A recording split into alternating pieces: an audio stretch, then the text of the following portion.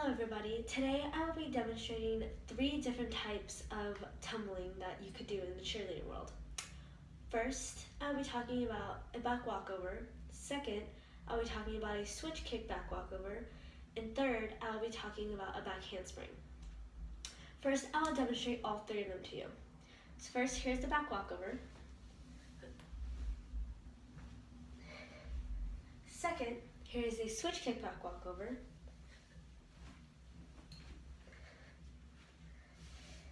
And third, this is a back handspring. So first, here is talking about a back walkover. So in order to do a back walkover, you need to make sure that your hands are always locked out, or your arms are always locked out, and your legs need to be locked out as well. You also need to have a hollow body. If you don't have a hollow body and your body is loose, you don't really get over all the way. And also, you need to make sure that when you're going over, your legs are always locked out because it doesn't really look nice when your legs are always bent. Second, I'll be talking about a switch kick back walkover. It is basically the same thing as a regular back walkover, but while you're upside down in the handstand, your legs switch. Mention the switch kick back walkover. It is also very easy to do this one instead of the back walkover because while you're switching your legs, it gives you momentum to get all the way around. A back walkover and a switch kick back walkover are very similar, and they're easier to do than a back handspring. That's why younger level girls or younger age girls most likely do a back walkover or a switch kick back walkover because it's way easier to learn than a back handspring. Third, I'll be talking about a back handspring.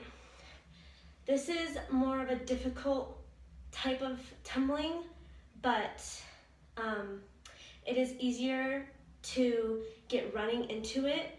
Most tumblers like to do a round off before the back handspring because it gets you more momentum to do the handspring. For the handspring, you need to always make sure your hands are locked out because if your arms are bent, you hit your head on the ground and it doesn't really feel very good. You also need to have your arms always locked out so you get all the way around because if your arms are bent, you get stuck in the handstand position and it doesn't really get over very nice. You also need to make sure that your legs are always glued together because if your legs are like this, you look like a frog going over and it's not very pretty. Also in your handspring, you need to make sure your abs are always hollow because if your abs are open, you don't make it all the way around.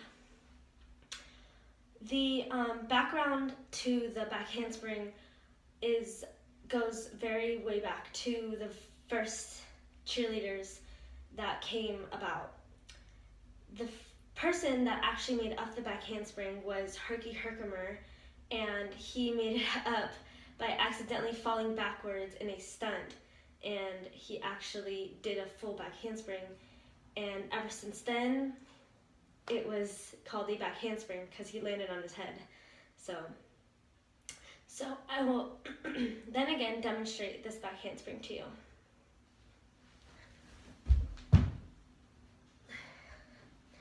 So today, I went over 3 things. First, the back walkover, which you always need to make sure your arms are locked out and your legs are locked out, so make it more pretty. Second, I talked about a switch kick back walkover, which is, again, a back walkover, but your legs switch to get you more momentum to go backwards. And third, I talked about the back handspring, which is what I just demonstrated again, and it is a faster version of back walkover, but your legs are locked out and glued together, and your arms are straight and always together. Thank you for listening to my speech.